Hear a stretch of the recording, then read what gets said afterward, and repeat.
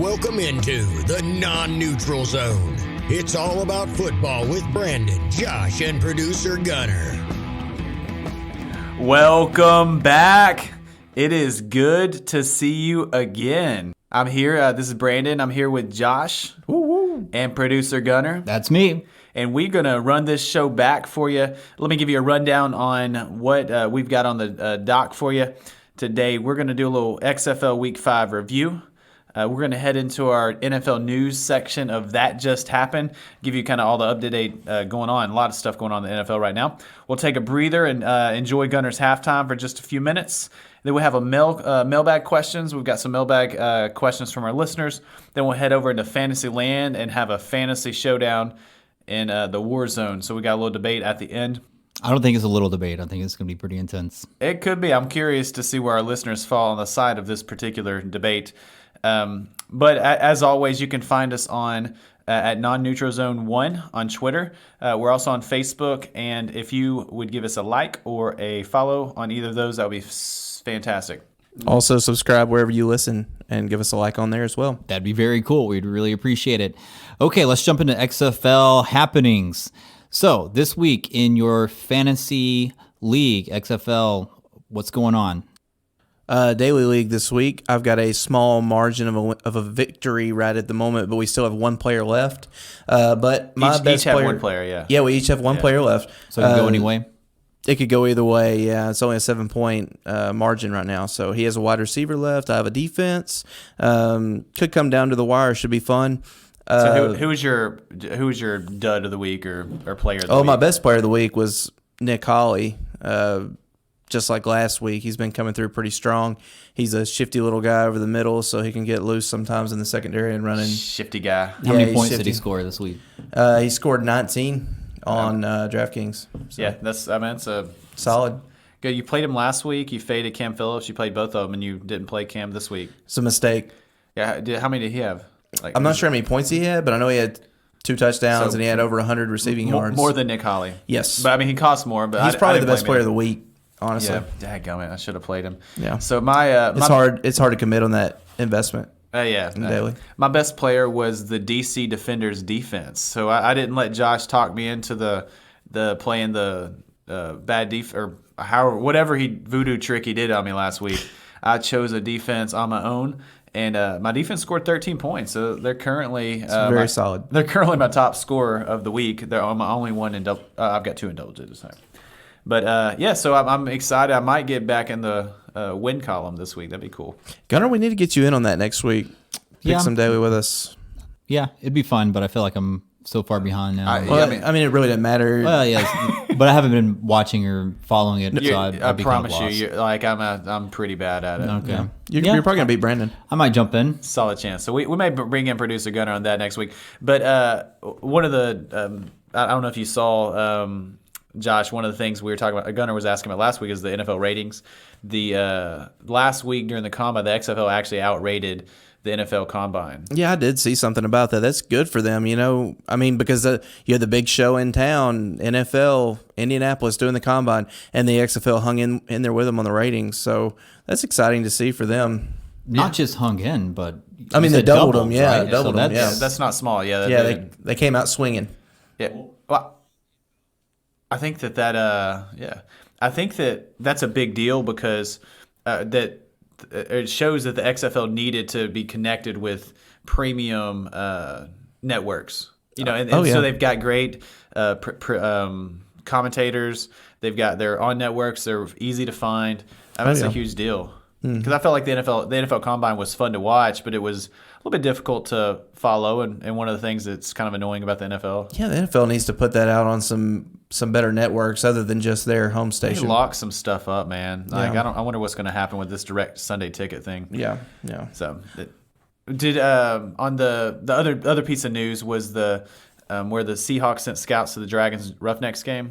Oh yeah, and we talked about that last week. About the NFL should use the XFL as like a farm league, and it seems like that's exactly what the Seattle Seahawks were doing, sending them down to Houston to check out Phillip Walker. Your indie guy, you think it's a good fit in Seattle? Yeah, I mean, I think he fits in well with what they do. He's a lot like Russell Wilson. I'm not going to say he's as talented as Russell Wilson. No, certainly. But maybe he is. We don't know. He's never been with Pete Carroll. I feel pretty certain that he's not. Well, Russell Wilson was a 3rd-round draft pick, and so he was passed up on a lot. That's not the only pedigree that Russell Wilson has, though. All right, well, but I digress. I'm not gonna. Yeah, let's not nitpick over. He's not going to pass Russell Wilson on the depth chart. So who's their backup right now? Who would he have to pass on the depth chart? Who's Russell Wilson's backup quarterback? Josh? Exactly.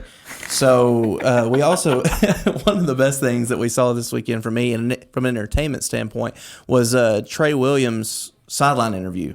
Yeah. He hit her with the Rock line from WWE. It doesn't matter. It doesn't matter what your name is. Yeah. Because she was trying to interview him. She asked him something, and he said, "What was your name again?" And she starts to answer, and he cuts her off, and he had a good laugh. Told her, he's joking. Did you see her? Could you see her reaction, like when it happened? I think she just kind of laughed it off. That's what they do. They just kind of laugh it off because you're on camera. You can't make a big deal out of anything. She may have been offended. Who knows? Yeah, if she was offended, she needs to watch some more Attitude Era wrestling.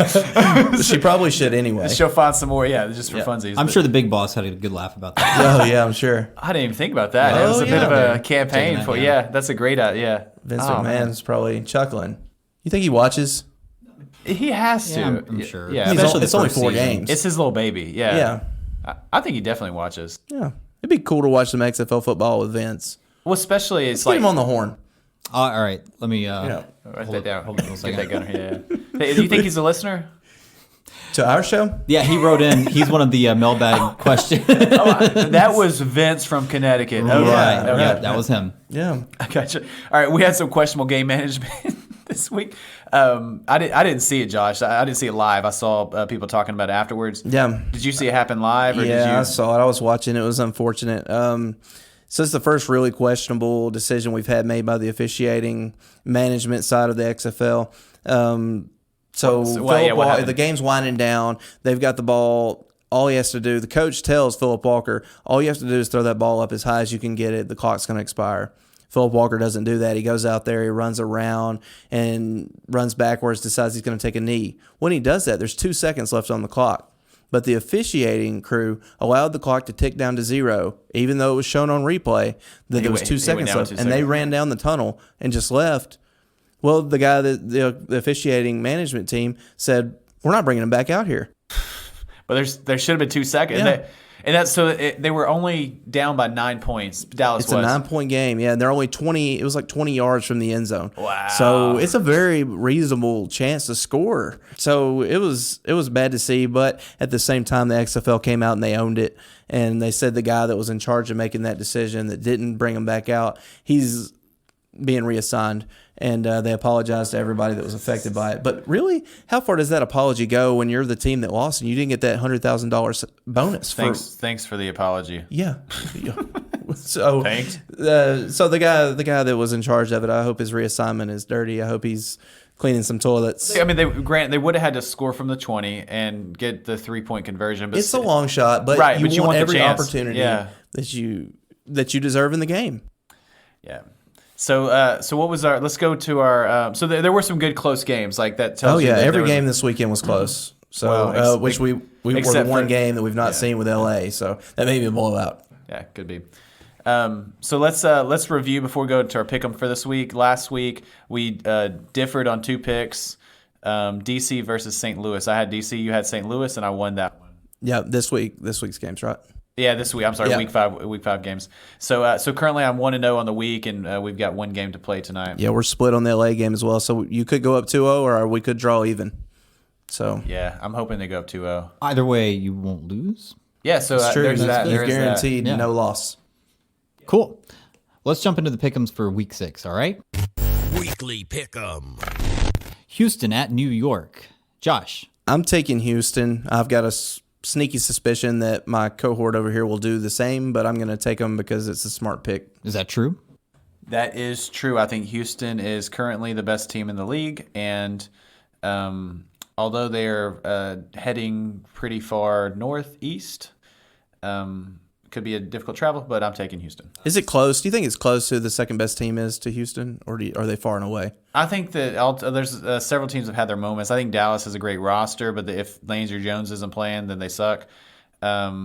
I think that UC and DC do really well, but they're having quarterback issues.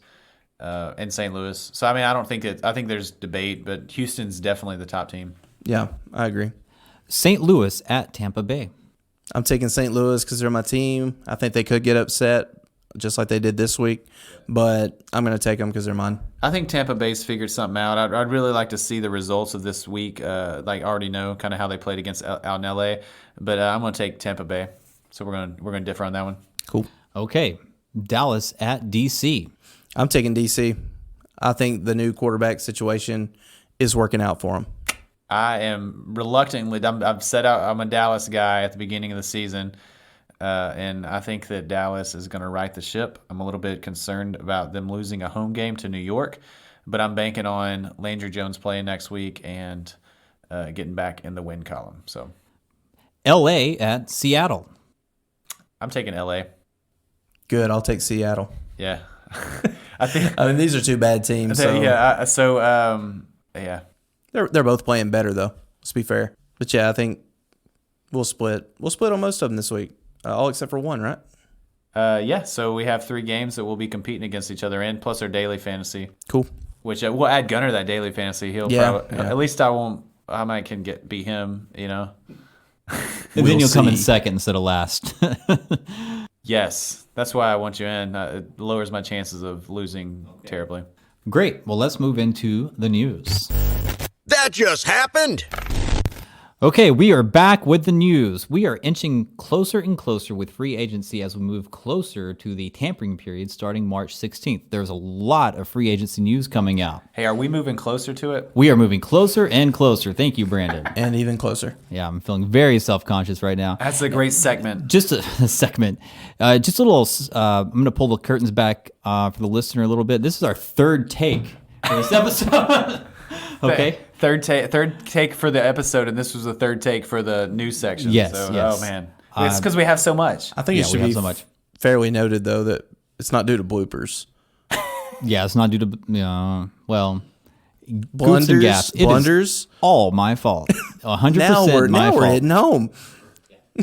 All right, let's hit it. Okay, so we got a lot of Tom Brady news coming out. I know Josh is very excited about all this. I put an eye roll in the doc. So NBC Sports Boston's Tom Curran is reporting that he believes the Tom Brady to the 49ers talk is serious. He also notes that the Titans and 49ers are heavy favorites. Who's going to take this one? I know you're both very excited. I'm gonna let Brandon take it. Yeah, while he's typing away over there. I just want to make sure I didn't forget anything. I see that. I question for when you said that was what's the betting line? Because if this 49ers and Titans Gonna hit the Vegas. well, I mean we can't bet it onshore, but we can't bet that onshore. But who the betting favorites were? Patriots are the current favorite because he is there, followed by the Tennessee Titans, Raiders, Chargers, and then 49ers. So it's interesting that Tom Curran's saying that it's serious. And I think that the reason it's interesting is because of those teams I just said, only the 49ers have a quarterback that they would call a franchise quarterback. Well, the thing is, though, Shanahan has come out and said that he does have reservations about Jimmy Garoppolo. He's on record. He's on record saying that he's got reservations about Jimmy Garoppolo, and they can cut him for almost nothing and save 22.4 in cap space. So it's a legit possibility that he could go to the 49ers. I mean, has anyone ever gone from the penthouse to the dump house that quickly? Jimmy Garoppolo just took his team to the Super Bowl. Yeah, but he's done this twice where he's went from the penthouse to the dump house because he went from the Patriots and a Super Bowl roster to the 49ers, who were the number 1 pick in the draft. Yeah. To a 49ers Super Bowl team that that didn't win the Super Bowl and can't do anything from a passing aspect. So it's wild. So, we have to talk about Brady until he goes somewhere. I'm a little bit tired of talking about it. Do you think that it turns I think the 49ers are already a Super Bowl contender. Do you think that it turns the Titans into a Super Bowl contender? No, I don't. I think that they were a Super Bowl contender with Ryan Tannehill, and that's why they made it to the AFC Championship game. I don't know why you changed that recipe with an older quarterback when you were 1 game away.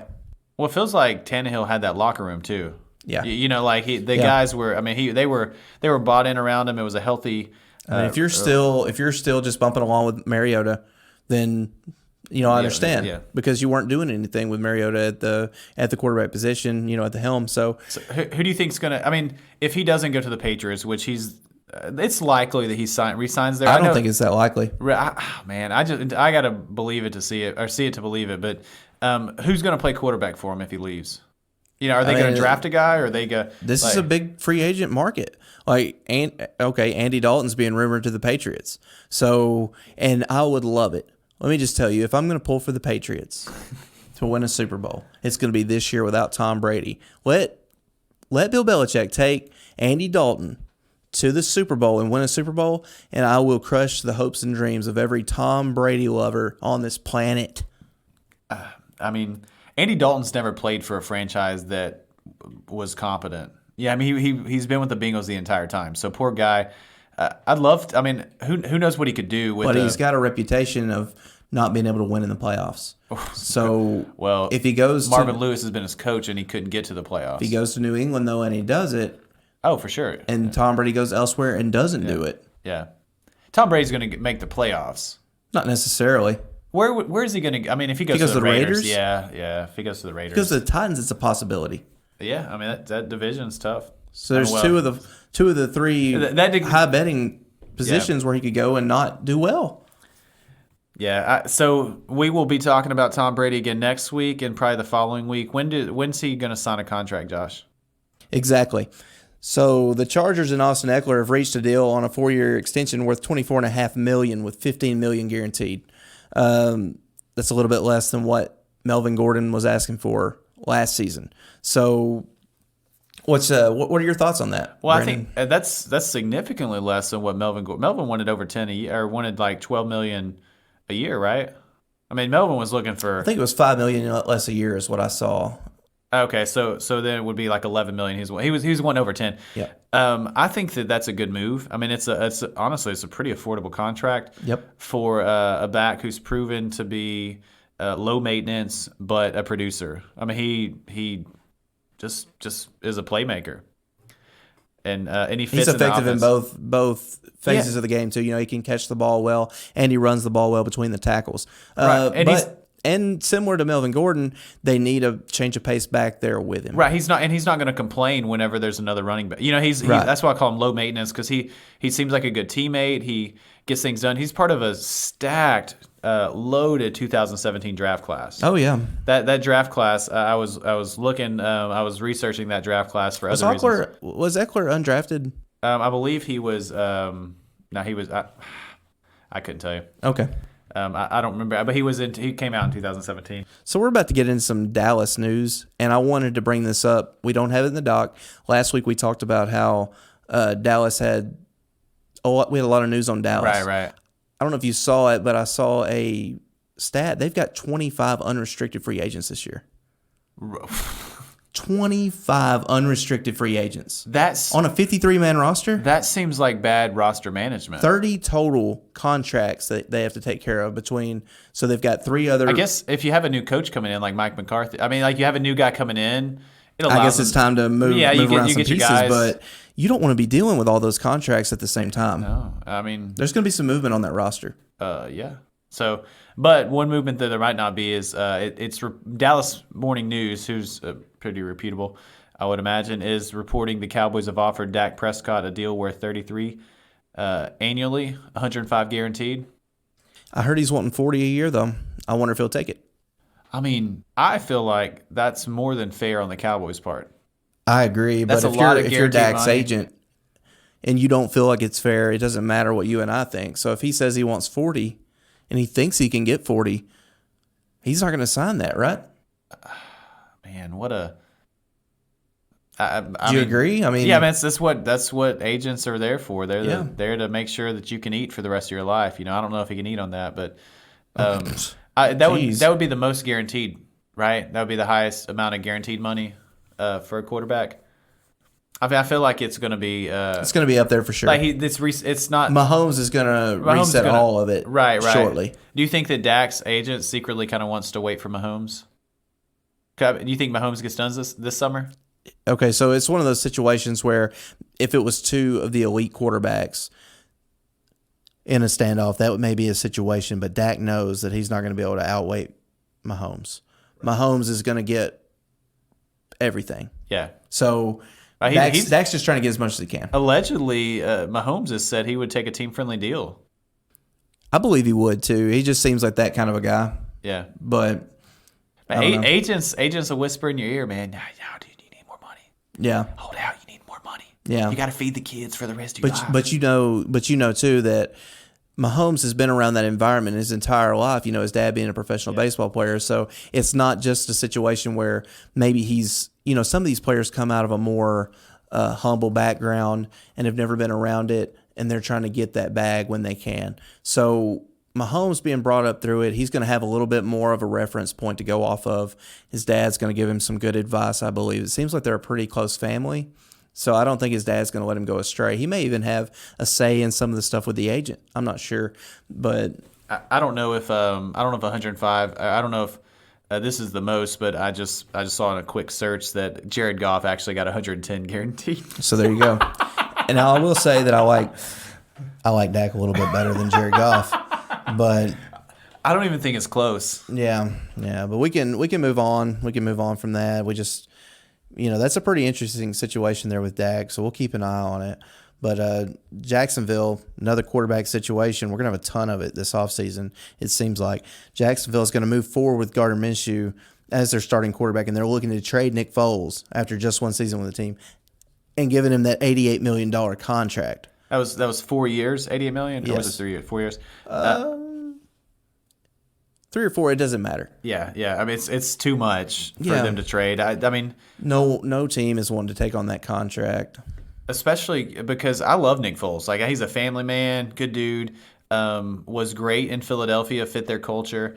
But He's a great backup quarterback. He comes in good when they need him to, but as a starter, I don't think him. I don't think he's dedicated to the craft enough. I mean, honestly, I think that he doesn't eat, sleep, and breathe football. I just don't think he's got the tools. Like, even if he did, I don't think he's got the tools to do it. So do you think that there's not a dance partner with him? No, I don't believe so. Not unless they come up with a situation like Cleveland did with the Texans a few years ago, or the Brock Osweiler situation, where just, you know, you've got a lot of cap space, we've got a lot of picks. Let's get this off our books, and you know, maybe that's what. I don't know if they'll do that to Nick Foles. So, but they're allegedly going to roll with Gardner Minshew. Yep, he's going to be the starter. I like that. He's a better player. He's an excellent quarterback, man, and I think that Mike Leach in that system, and there's so many branches of the Mike Leach tree that have coached guys who are now starters in the NFL. Yeah. He's a quarterback guy. Mike Leach? Yeah. Oh, for sure. But that's where Bob Stoops started. That's where a lot of these guys learned under Mike Leach. So it's he's got a strong tree. I see what you're saying. Yeah, we could do a whole episode on the 20 or so coaches who were on Mike Leach's staff at Valdosta State. It's gonna be fun to see him over at Mississippi. I'm excited. Yeah. Yeah. Oh man, love the pirate. Arr. Panthers and Chargers. Next piece of news: Panthers and Chargers are swapping pieces on the offensive line. Panthers are sending Pro Bowl guard Trey Turner in exchange for left tackle Russell Okung. Do you like the deal for either team better? I like it better for San Diego. They're getting younger on the offensive line. You know, the contract situation is a little bit different. Turner, I think, only has 1 year left, maybe 2 on some middling money, and Okung has a big money year left on his deal. Like I said, Okung's getting older, but I mean, offensive tackles can play for a while. It feels like the Panthers are on the precipice of a full rebuild, and I don't understand why you get older. Yeah, well, you're getting rid of that. If you know you're not going to pay Trey Turner, I don't know why you wouldn't try to get some draft picks for him. Like you said, if you're doing a rebuild. Yeah, it was a very confusing move, and I wonder if some of it is it doesn't fit Brady's offense, the way Turner plays. But I will say, with it being a guard, I'm getting more and more concerned about Christian McCaffrey this year from a fantasy football aspect, because those guards are important for running the football. So, and I mean, McCaffrey does stuff outside of the tackle box, sure, but you need that those guys up front, those big bulls. So, but Okung played for the Panthers' new line coach, so he was in there's a relationship San Diego or in Los Angeles before, so there's a little bit of a relationship there. But I don't know. Okung's had some health issues also. It just it feels like Carolina's just kind of punting on Trey Turner because they can't pay him, and they're in rebuild mode. I echo your sentiments. Are they strapped on money on the salary cap? I don't think so. I mean, I don't know. They have. You just don't think they want to invest on a player they don't know? Okay. I don't know why. Yeah. Like we were saying with Nick Foles, same thing with the Panthers. I think they're going for a full rebuild. The Jaguars also just moved on from AJ Bouye. They just traded him over to the Broncos. I like what they're doing with the rebuild. I think they're stockpiling picks. They're going to get some rookie contracts. They're kind of going with the Cleveland Browns, Miami Dolphins model. So you got to make your picks well. Yeah, I just realized when we were working on our NFL mock draft this week that they had that many picks through the first couple rounds. The Jaguars have a few, so yeah, they're in a good position. This is a loaded draft class, so they've got good pieces on the defense and along the offensive line, so they should be able to. They've got a good core. Yeah, and they have the quarterback because I believe in Gardner Minshew. Yeah, I like him. And that was the issue with Cleveland's rebuild is they didn't have the quarterback. They drafted Baker Mayfield. That they were rebuilding for a year or so, and then they got Baker Mayfield, and so it's we're seeing if that's going to play out that he's the guy. But I will say that like as we were working on the mock draft, it will be interesting to see if how hard the Jaguars work to replace their cornerbacks that they've traded. In the first round. I'm curious if they're going to take a cornerback in our mock draft. Yeah, watch for that, guys. We'll have that posted up here pretty soon. Yeah, I'm curious. Little teaser. Yeah. But I think that's going to do it for the news. We're going to move into Gunners halftime, I think. Is that right? Sure, why not? Let's do it. Cool. Gunners halftime. Okay, back into Gunners halftime. So last week we reviewed our Twitter polls for our short show spectacular. Be sure to tune into those on Thursday. They'll drop. This week, we got a couple of more polls we're going to recap for you. If you want to participate, check us out on Twitter at non-neutral-zone1. So the first poll is from the lightning round last week. So, yeah. Josh and Brandon had two different picks. So I'm going to just recap. Josh, you had Joe Mixon, Le'Veon Bell, Austin Hooper, and DJ Moore. Brandon, you had Nick Chubb, Miles Sanders, Darren Waller, and Odell Beckham. Oh yeah, I feel like your team was a little weak there, Josh, because you had Le'Veon Bell. If you had drafted Le'Veon, it might have been better. Well, I think a lot of people thought the same thing. I mean, I think they thought, "Who is this guy?" I'm just yeah. So I lost that poll. Yeah, Brandon, people like my. I mean, I would say stick with me, guys, on the fantasy train. I would not lead you astray. It might have been the graphic that sold them on it. It could have been. Kudos to your wife. It was subliminal messaging. It pointed to the right side. All the lightning strikes were pointed toward your guys. Yeah.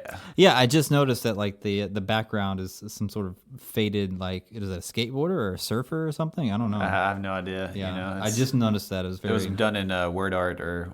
It's beautiful. Fancy. No, it is nice. All right, what was our other polls that won? That you won? Yeah. None. Hey, no, we didn't have the update last week from the wrestling poll. Yes, we did. When the episode finished, when the episode dropped, we didn't have the update. I think you should mention that you and I tied for the win. Yeah, I should. I guess we should update on that. The short show spectacular. So we ended up tying. I didn't win. I tied with Brandon. Josh, another loss. Another L. Big L. Yep. So yeah, I thought it was gonna come away with that, but some votes came in at the last minute. I don't know. Yeah, lots of them. Lots of votes. Lots of votes. We really appreciate Come on, guys. Get with it. Just get on there for 2 seconds and say who you like better. Yeah. It's not tough.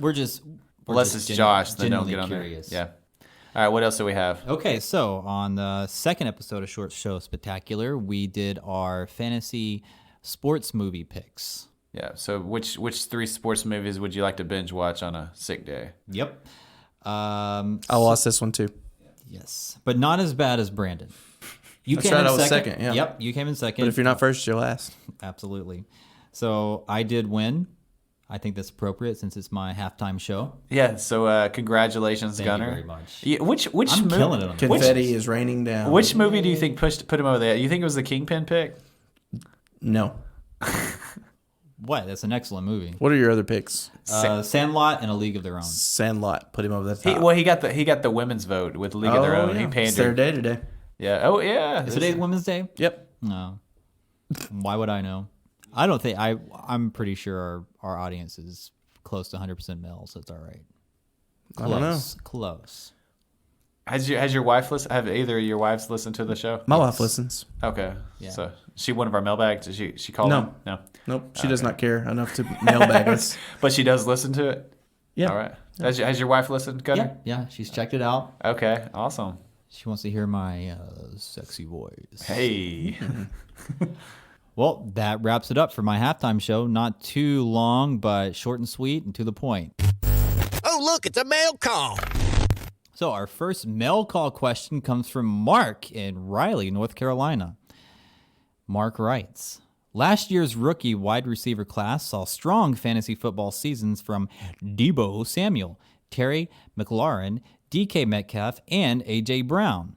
With this year's rookie wide receiver class looking to be one of the best we've seen in some time, do you expect strong rookie fantasy seasons from any of them? So I'm gonna field this one, Brandon. Okay. I wanna start by saying that the 4 or 5 receivers that you listed there, so they did finish with strong fantasy numbers, but you have to remember that as rookies they struggled through patches of the season. Either they started strong and finished slow, or vice versa, and there's going to be some inconsistency most of the time with rookie wide receivers. So while it was a strong class, they're still not strong when compared to other fantasy wide receivers over the course of the season. So the short answer is yes, I think this wide receiver class is going to be great. It's going to be one of the best wide receiver classes that we've seen since 2014, with Odell Beckham, Mike Evans. That year, we saw 2 wide receivers inside the top 12. Odell Beckham finished at 5, and Mike Evans finished at 10. So, that's pretty rare to see, but I think that there's enough talent in this year's draft class that they're going to land in places that are advantageous for them, and we're going to see some pretty cool stuff happen. I'll just add what you said there at the end was true, and all that I was going to say is there's enough of them in there, and there's enough good wide receivers.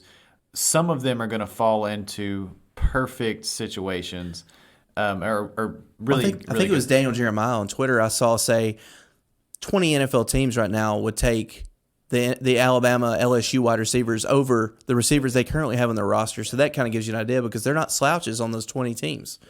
That's true. So out of the I don't know if this is on there, but just as an add-on, Josh, do you have a favorite that you just think not necessarily is going to get drafted the highest, but you think they're going to make the best pro?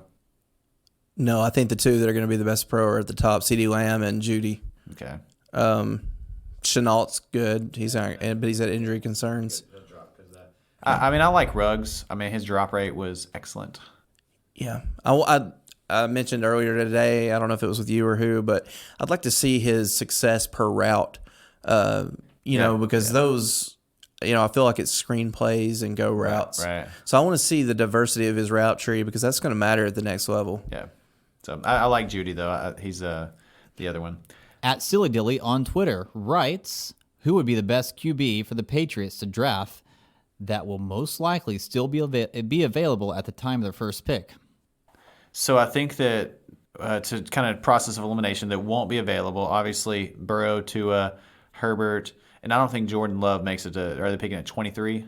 Yeah, I think that's right. I agree with you. I don't think those guys I think are those available. 4 are gone. Beyond that, my next best quarterback that I have is Jacob Eason of the top. I have him there. That's the best quarterback I think. I agree. I rank Jacob Eason higher. I have him there.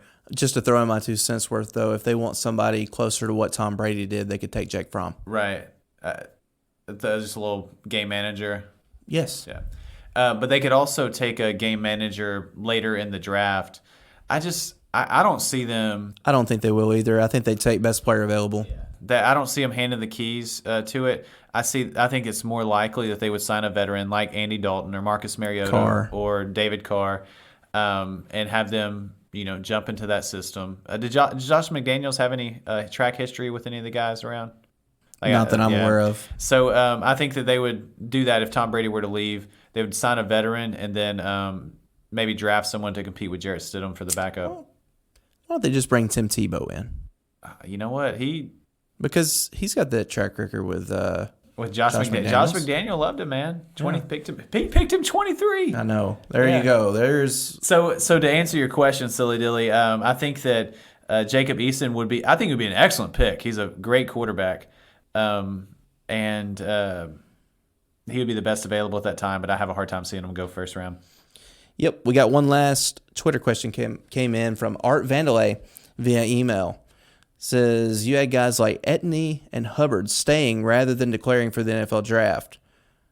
And the word on the street was they stayed because the upcoming CBA would change the rookie running back contract so they could cash in sooner since the average career is shorter. What's the status there? So I think this ETN, but I don't know. That's just me being picky. I think he was the best running back in college football if he would have come out at Clemson. So we're talking about Travis Etienne at Clemson and Chuba Hubbard. Chuba Hubbard from Oklahoma State. Is that right? Yeah. So he's a Cowboy. So those are the two guys that we are talking about. They stayed, and they would have both likely been at least in the top 5 running backs. I think Etienne would have been the top guy. But I dug into this quite a bit, like when I saw it come through on the CBA and just trying to read a little bit about it. I couldn't find any details on the new CBA on how it affects the rookie running back contracts. But one of the issues is that if a quarterback's drafted in the first round, they are on a 4-year contract. So the team, if they hit on their first round pick, they've got not just with running backs, but they've got a great team friendly contract. Yeah, it's a great team friendly contract. And they have a 5th-year option if they drafted them in the first round. Exactly, yeah. So with so I think the 5th-year option costs them a little bit more, but it's always worth it. Oh, for sure, yes, if you've hit it. So, but I haven't found where there's any change. Like whenever I was researching in how the rookie slotting, how they're slotting the contracts, or that the pay scale is going to be any different. Yeah, I agree, and we're probably not going to find anything on that until something's finalized. But it doesn't seem like it's a big deal. They're don't seem to be clamoring for it. Yeah. Well, I'll say this. I think the bigger problem is not necessarily structuring when they start being able to be paid, but we saw the situation with Lev Bell, and it turned nasty where he wanted to be paid like a wide receiver and a running back high end, and it made sense because he was catching 100 balls a year or whatever it was, and he was running the ball 200 times, so he was doing a running back and a wide receiver's job, and they wanted to pay him for just the running back side, which was cheaper. Yeah. And I think they bumped it up a little bit, but not enough to match those type numbers. So I think they need to create a new pay scale for those guys where if they meet this criteria coming out of that deal, you're catching X amount of balls, you're running X amount of time according to the league average at these two positions, they get paid as an offensive weapon rather than a running back or a wide receiver. And right now, wide receivers are getting paid more than running backs, right? Absolutely. By a lot. So why wouldn't you, if you're Christian McCaffrey, for example, you're catching 100 balls a year, that's more than a lot of wide receivers. Even just getting wide receiver money. Because Lev Bell held out, and he didn't. So let me rephrase this: the elite wide receivers are making more money than the elite running backs. Sure, but if you're an elite running back, you're getting paid more than just 100, 90 catch. Wide receiver. I don't know, like Odell or Demaryius Thomas signed a big deal. DeAndre Hopkins, Julio, they have contracts that are paying them $16 to $20 million a year. Yeah. So why not just ask for? Because Lev Bell said I want $23 million a year initially, and he ended up settling for 12 or 13 with the Jets. Well, and I wonder how much of that was just the toxic nature in the locker room there in Pittsburgh. But that's a discussion for another time. Lev Bell, we could have a whole show. So to answer your question about the CBA, I think it's likely that those guys probably just liked living in the college town.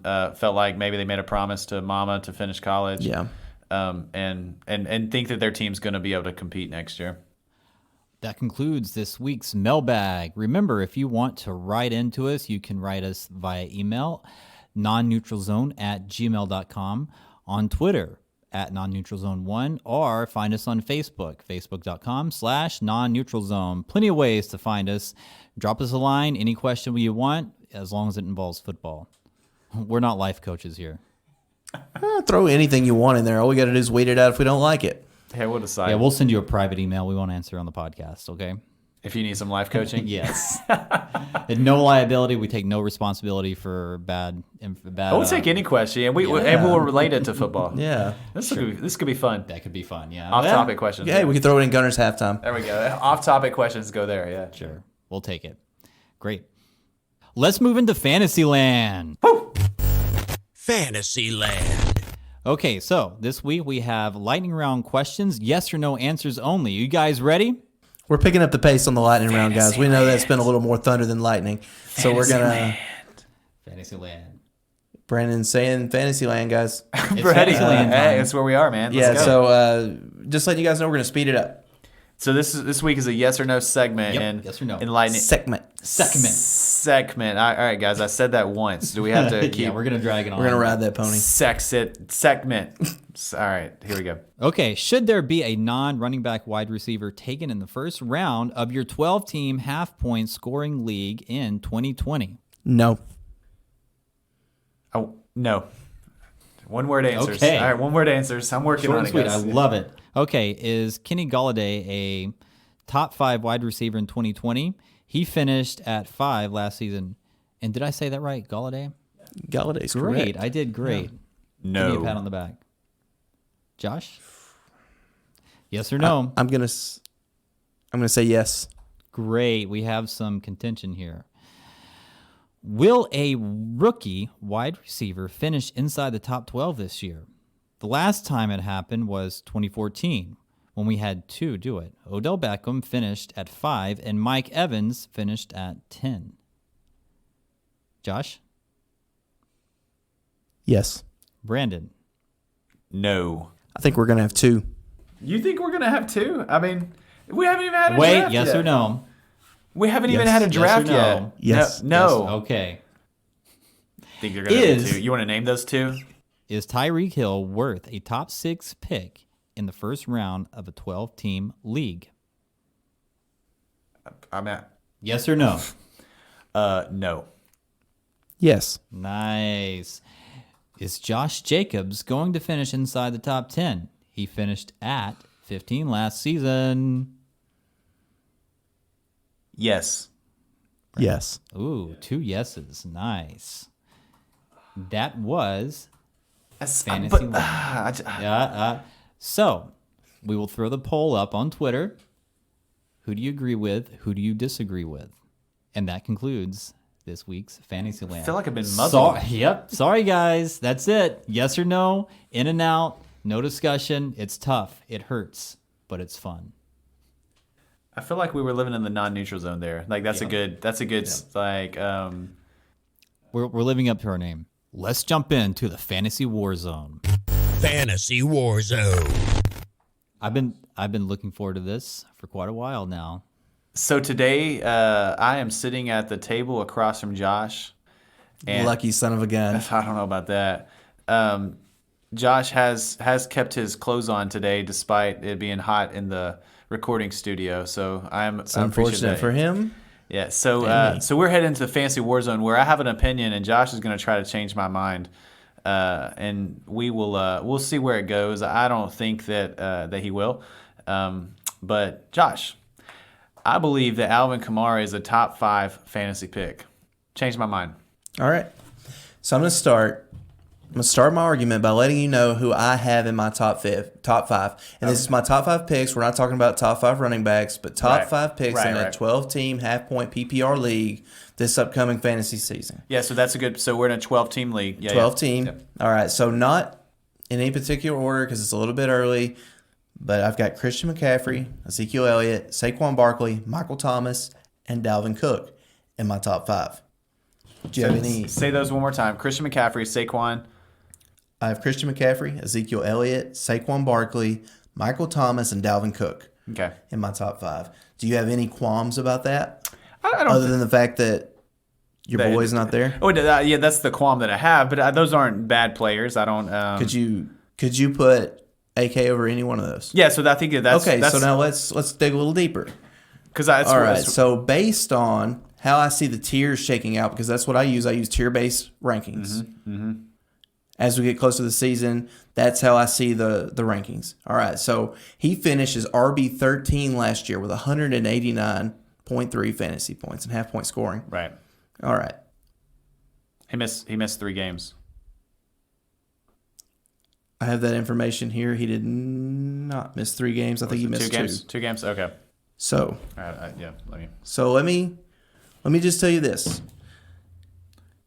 You would say, McCaffrey had a pretty good season, right? He had 393 fantasy points. Pretty big year. McCaffrey had a decent season. Okay. So what's your so what does that have to do with picking out Kamara? Just hold on. Okay, all right. Just hold on.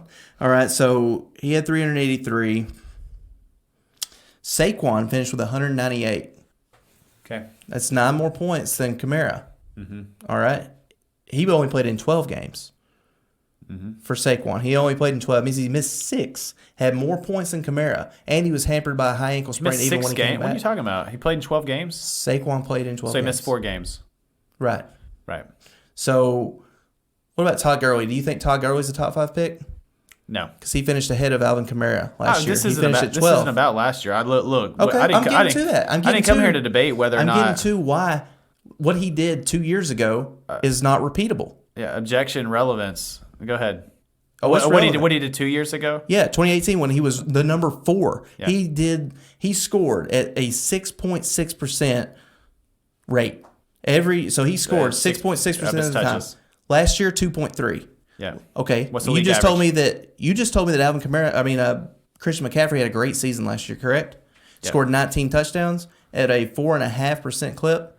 Yep. Alvin Kamara scored 18 2 years ago at 6.6%. So do you think that is replicatable for Kamara? Do you think he's going to get back to that 6.6% touchdown total? Oh, I don't think that he has to get back. He has to because of his touches. Because if you look at his touches over the last 2 seasons, he's had, so one impressive thing, he's had 81 receptions 3 seasons in a row. 81 on the money, 3 seasons in a row. That's incredible. It's kind of fun fact. That's fun. But he had 152 touches last year. Yeah, so he is fresh. That sounds like he's fresh, man. Okay, Sean Payton has also said that he thinks that Alvin Kamara is soft, and he's not an every down back. He played in 13 games in the regular season, I believe. I want to check that, but pretty sure he was 13 games in the regular season. Says he missed 1 game in 2018, missed 2 in 2019. He only started in 9. Okay. So that means that Sean Payton doesn't even view him as the starter if he only started in 9 of the games that he played in. That's semantics. So you're telling me, you've got your top 5 picks. Like you would take Christian McCaffrey over Alvin Kamara Currently. Yeah, right. Obviously, barring there, and I don't hate that. I don't have Alvin Kamara ahead of Christian McCaffrey. So if I have the first 101, right now I would take Christian McCaffrey. We got to figure that out. But you would take Saquon over Alvin Kamara. Yes. Okay, I disagree. I don't have Saquon that high. I have based on what? I would say based on for Saquon based on the team that he's on, so team management, roster construction. But he outscored him in less games this year on that same team, and the team's only going to get better this year. Right, but there's a different. I'll be interested to see on Saquon's what his game total, what the last 2 games of the season were. If you had that, do you have that? You know who he's playing? How much of that was in garbage time late in the season? When they were all playing fantasy points count the same. Oh yeah, but I'm just saying, I could pull that stuff on Alvin Kamara as well if you want to do that. Week 17 doesn't matter. Alvin Kamara they were already in the playoffs. These are on 16-game seasons. These numbers are based on 16-game fantasy seasons. Oh, okay, I gotcha. So you can just take all that stuff back to the bus, put it back on. It doesn't count. All right, so I'm not taking Saquon over Alvin Kamara. So you haven't convinced me. Michael Thomas. That's an interesting one. How many catches does he have this year? Michael Thomas? Yeah. Michael Thomas had... I'm sure if he's in your top 3, he had a gazillion catches. He had a ton, and his catch percentage is through the roof. Yeah. No, he's an excellent wide receiver. I think he's the best in the league. Yep. He got paid. He deservedly so. And he had almost a record-breaking reception total this season, 150 receptions. Yep. So, was it more than that? It was more than that. I'm trying to find that. I had the number. It wasn't quite the record, but So I think it's a reasonable argument. I think that there's a little bit of a boon when you talk about just sheer volume of touches. I'm sorry, it was 149 receptions. I was almost right on. Yep. But that's a lot for a receiver. Yep. Yards per game averaged 107.8. Yeah, which is great for a receiver. Can he duplicate that? He was the only receiving option in. So here's the thing: the year before, he had 147 receptions. The year before that, 149. He had 100. Or I'm sorry, those are targets. I had 125 and 104. So either way, he's a great wide receiver. You're happy to take him at either one of those seasons. You said that he had 125 and 104. Yeah. Yeah, I like how you mumbled through that 104. Like as if that's a lot of I mean, receptions. It doesn't change it. Like it's plenty. He had 1,245 yards in that season, averaged 12 yards a catch, 5 touchdowns. That's one more touchdown than Alvin Kamara had. Garbage running back Alvin Kamara had 81 receptions the past 3 seasons. I said that was impressive. And you're saying that 104 receptions for Michael Thomas is a good season. Okay, so I don't hate Michael Thomas in your top 5. I'm drafting Alvin Kamara over Michael Thomas. That's fine. Zeke Elliott. You know what Zeke has that Alvin Kamara doesn't have? A good offensive line. No, they both have a good offensive line. Money in the body bank. weight. Money in the bank. A build fit for a running back. Money in the bank.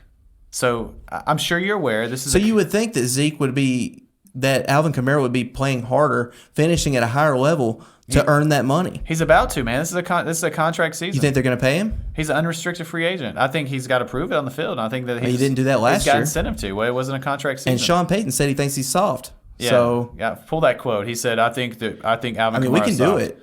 It's on the record. That's ridiculous.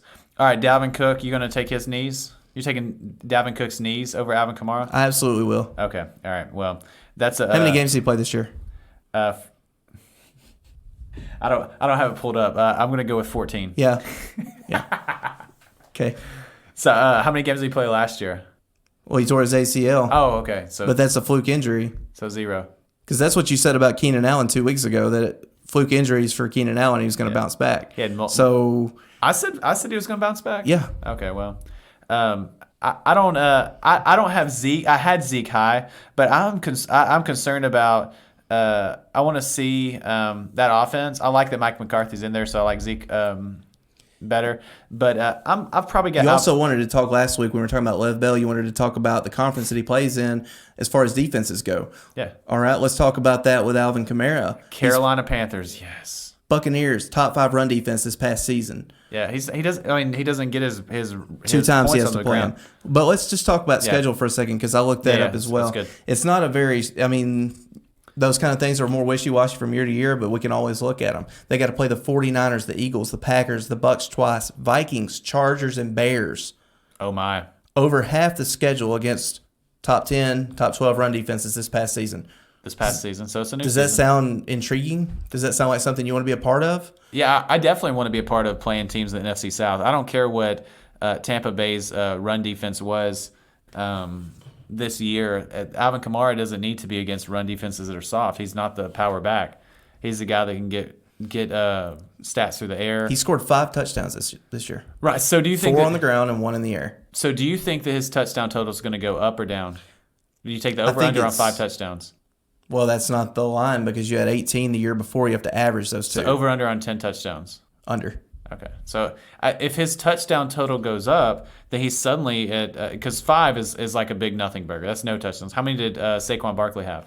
I'm not sure how many Saquon had. More than 5. So we'll vet that real quick while you go ahead and talk. If he has, I mean, if he doubles his touchdown, if he has 5 more touchdowns, which is like nothing in an NFL season, then he's already up to 240 fantasy points. So he's already back into the top 5 or whatever rankings you're using. So I'm not concerned about that. I think that part of the reason that his numbers were down this year is that he missed some time. His ankle Saquon had 8 total touchdowns. Yeah, his ankle wasn't right, and he didn't. He didn't score enough, man. Whose ankle wasn't right? Alvin. Okay, well, what about Saquon? He had a high ankle sprain that he missed 3 weeks with. He comes back in, he scores 8. Yeah, he's a physical specimen, man. Good job. Good. So you don't want Saquon over? You don't want that physical specimen over Alvin Kamara? Probably not, man. The thing that I would grant you is that Saquon is the guy. He's the dude. So since he's the dude in And if the Saints drafted Henry Ruggs or CeeDee Lamb or Jerry Jeudy, you think that the receptions are going to be easier to come by or harder? Let's say they add a tight end as well. Oh, I think it's going to take pressure. They're going to move out of the way. Like, I mean, so there are only so many targets to go around, and no, for sure. And the Saints want to run the ball more and more every year. It seems like under Sean Payton, and that's not Alvin Kamara's job. Yeah, he ran the ball 50 times? When was the last time Latavius Murray was a feature back? He doesn't have to be the feature back. I mean, he started, 7 games this year for him? Not being the feature back? Yeah, I mean, the starter is a air quote thing. He had a great season. Don't get me wrong. Latavius Murray played great in the 2 games that he was there for. Alvin Kamara had 71 rushes last year. Blowing the charts up, ladies and gentlemen. 171, sorry. So 250 touches. I mean, he had a decent volume of... It's not enough. A touch, right. It's not enough for a top 5 draft pick. You know, his efficiency was not as good this year. But it can't be what it was in 2018. That's my point. What he did in 2018 is unreplicatable, and people are still living off of it. They're still looking at it like he can do it when nobody's able to do that every single year. Christian McCaffrey just had one of the greatest seasons we've ever watched, and his numbers were not as efficient as Alvin Kamara in 2018. Well, I'm not saying he's going to score 18 touchdowns. But he has to do that. He wasn't even the number 1 running back scoring 18 touchdowns. He was number 4. Right, but I think that his volume of catches is going. His receiving. He's caught 81 3 years in a row. I don't think he's going up. I don't think he's going down. I think he's going to have 81, 82 next year. So trends are real. We see it right here in black and white. That's what's happened. And it's just you being hard-headed and stubborn if you're going to say that anything otherwise. No, my only concern with Alvin Kamara is that when you look at your top 5 backs, Christian McCaffrey, he doesn't have a running mate. So his snap count was through the roof this year. So it's not just that. It's that those guys are able to do it. They are primary backs because they can do that job. Alvin Kamara cannot. He's not built to hold up under that load. He will never be able to because that's what he's made to do. He is a souped-up scat back. He's great at what he does. Souped-up scat back. All right, give me that souped-up scat back. He's great. He's great at what he does, but you cannot tell me that you're better off taking a player with higher volume inside the top 5 that's going to have more red zone looks inside the top 5. When you're picking inside the top 5, you have to take the safest player available. So I feel like Alvin Kamara is very safe. That's why I like him in the top 5. He finished 13th this year. Yeah. How safe is that? You want to use your top 5 pick on the running back that finished 13? You would have been better off taking Todd Gurley, who nobody was happy with. If you pick those 2 cupcake games that Latavius Murray got to play and scored 30-something points, suddenly he's top 5. I'm just saying he did. You don't know that. Okay, so the game script changes with Alvin Kamara in the game. They hammered it between the tackles with Latavius Murray because it was cupcake games. They're not doing that with Alvin Kamara. Is that true? Is that Alvin Kamara's game? Are they going to hammer it between the tackles 30 times a game with Alvin Kamara? No, he's not. No, that's not his game. He's not going to run it 30 times between the tackles. But no team's going to run it 30. Like, you're living in the past. They have done it. That's what they've done the past 2 years. They've ran the ball. That's ridiculous. Well, you take that up with Sean Payton. I'm giving you the facts. Yeah, no. I'm not convinced. So we can let our listeners decide whether. Based on what? What do I need to do to prove it to you, to get you to come around to see sense? I think it's not about how bad Alvin Kamara is to you. It's about who are you going to draft over him, and you're gonna take Dalvin Cook in that offense over Alvin Kamara because you're not even factoring in with Dalvin Cook that Alexander Madison looked just as good as he did, and he didn't get the playing time over Dalvin Cook, even though he looked that good in the preseason. In his rookie season, Gary Kubiak likes a one bell cow back inside that zone running scheme. He's shown it time and time again around the league, everywhere that he's been, and it's not going to change. It's going to be Dalvin Cook until he's injured, and we can't know when someone's going to get injured. I'm taking the player with the most volume. Yeah, well, you can take him, and I'll just see you in the playoffs. Ooh, well, depends on what kind of trades you can make happen. It sounds like a good place to stop, and I think we will let our listeners decide. I don't think any minds will be changed here.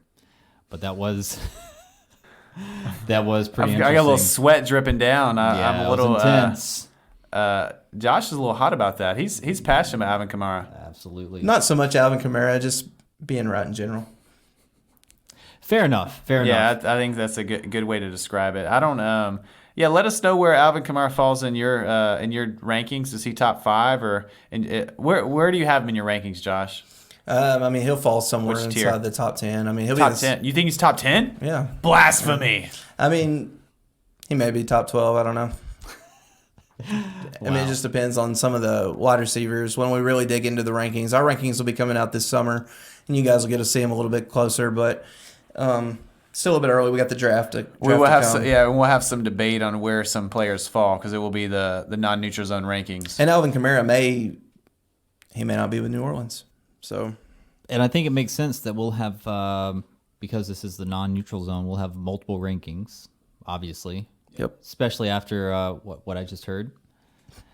But anyway, that about wraps up this episode. Thanks a lot, Brandon and Josh, for that lively debate. Yeah. And a fun episode. This episode, as you can tell, has dropped on Tuesday. The next episode will also drop on Tuesday. Stay tuned for our short show spectacular. If you're interested, as always, hit us up on Twitter, Facebook, Gmail, anywhere you can find us, and give us a like and subscribe on your favorite podcasting app. And anything else before we go? Like any quick notes? Well, I would just we kind of peeped the mock draft or just teased it a little bit earlier. It'll be dropping this week, so we'd be interested to hear our listeners' thoughts on that. I don't know if they'll have mailbag questions or just some clarifications or anything like that, but I'm excited for that to. Yeah, as some housekeeping, we could do that real quick. A new website is on its way, a new logo. There's some great things happening in the non-neutral zone, so stay tuned. Everything is going to improve day by day, and we hope you stick with us. Tell your friends, and we really hope you enjoy. Give us some feedback. We really appreciate it, and we really value all your feedback. Anything we can get is fantastic. Josh, you have anything to add before we dip out? Nope. Fun episode. Hope you guys enjoy it. Yeah. All right. Well, we will see you next time.